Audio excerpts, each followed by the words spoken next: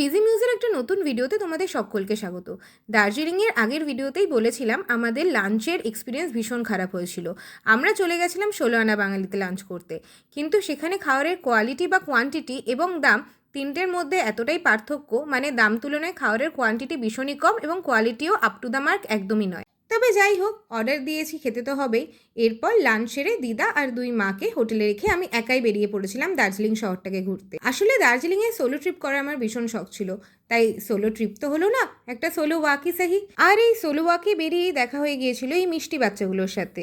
এরপর সন্ধেবেলা দুই মাকে নিয়ে বেরিয়ে পড়েছিলাম একটু শপিং করতে। বৃষ্টি পড়ছিল, তাই দিদা আর বেরোয়নি। শপিং সেরে আমরা চলে গিয়েছিলাম গ্লিনারিজে।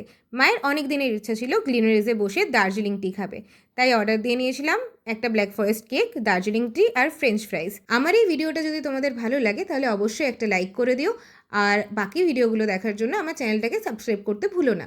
Thank you.